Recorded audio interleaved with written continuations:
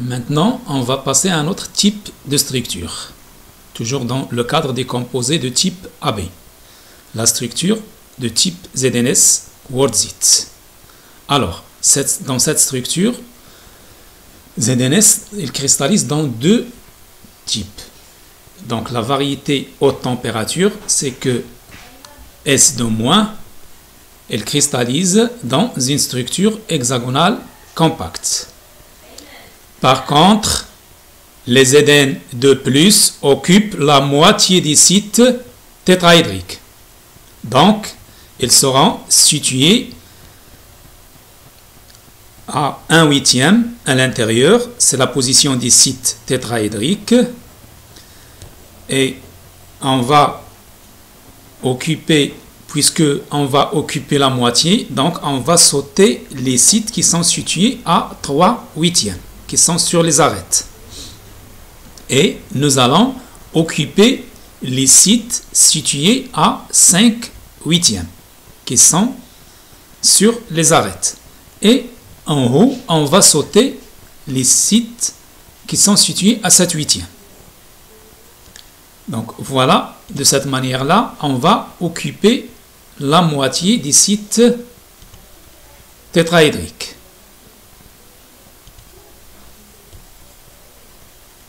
Voilà. Et la dernière, on la saute. Sinon, on occupe le site situé à 7/8, on saute les sites situés à 5/8 et on occupe les sites situés à 3/8 sur les arêtes. Et on saute le site situé à 1/8 à l'intérieur de la pseudomaille. Voilà, on a le choix. On peut la représenter de cette façon-là, comme on peut la représenter de cette façon-là. L'essentiel, c'est de occuper la moitié des sites tétraédriques. En faisant la projection, j'insiste, on doit représenter une losange, une maille hexagonale. Lorsqu'on fait la projection, on doit représenter une losange, de façon que A égale à B. Je fais la projection. Le jaune, il représente le soufre. Il est situé à 0 et 1. Celle qui est le soufre qui est à l'intérieur de la maille, celui du plan B, il est situé à 1,5. Et je fais la projection des ions Zn de plus.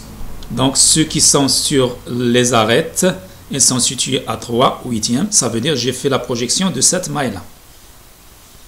Donc c'est les 3/8 qui sont occupés. Donc elles sont situées à 3/8.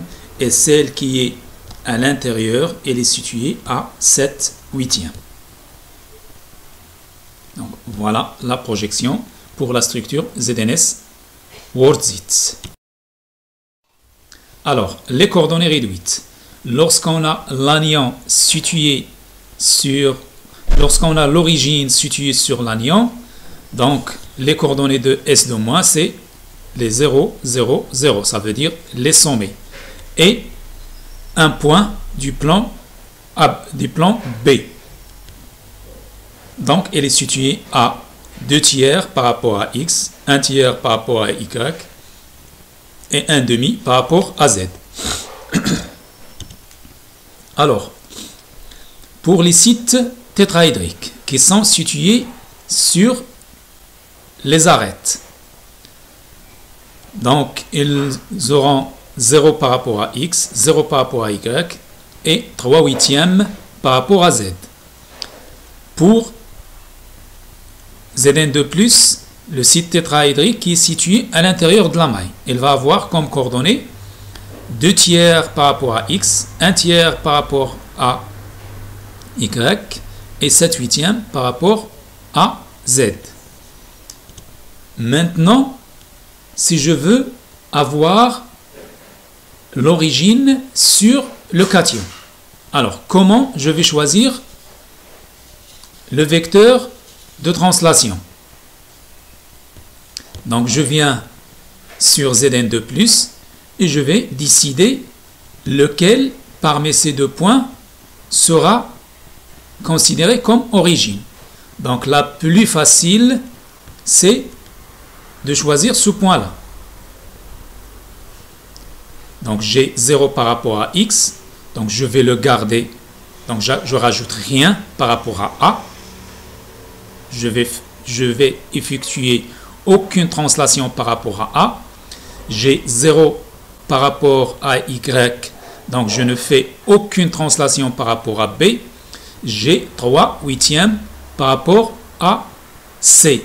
Donc pour rendre cette valeur égale à 0, donc je dois rajouter 5 sur 8. Donc le vecteur de translation, ça serait 5 sur 8 c. Et je l'applique sur toutes ces coordonnées. Alors, en l'appliquant sur le soufre, je vais avoir, pour le premier point qui était sommé, 5, 0, le x. Donc, je vais vérifier ici le chiffre qui est à côté de a. J'ai 0, parce que le a ici ne s'affiche pas. Donc, j'ajoute 0. J'ajoute 0 par rapport à a, par rapport à x. De même, j'ajoute 0 par rapport à b. Donc, ça reste 0, 0. Et par rapport à z, j'ajoute 5 sur 8. Voilà, 5 sur 8. Donc, ce qui était origine, il devient 0, 0, 5/8. J'effectue la même chose ici. Donc, lorsque j'ai comme x 2 sur 3, j'ajoute 0 parce que je n'ai pas de a sur le vecteur de translation, ça reste 2 tiers. Le y reste le même, c'est 1 tiers puisque je n'ai pas de b sur le vecteur de translation. Par contre, ici, il doit changer. Donc, c'est 1 sur 2, je rajoute 5/8. Donc, 1 sur 2, c'est équivalent. Le 1 sur 2, je dis le 1 sur 2, elle est équivalent à 4 sur 8. 4 sur 8 plus 5 sur 8, ça donne 9 sur 8. Le 9 sur 8, elle est égale à 8 sur 8 plus 1 sur 8. Le 8 sur 8 est égal à 1. Ce qui est égal à 1 dans les coordonnées réduites, je le rends égal 0. Et par conséquent, je vais avoir, il ne reste que le 1/8. Donc je barre le 8 sur 8. Et ça reste 1/8.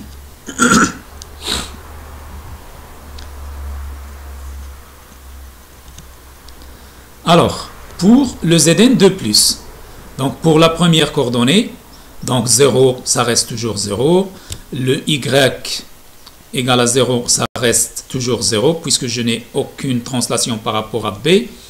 Par rapport à z, le 3/8 plus 5/8, ça donne 8 sur 8. Ça veut dire 1. Et 1 en coordonnées réduites, il est équivalent à 0. Donc voilà, ça devient origine. J'applique la même chose ici.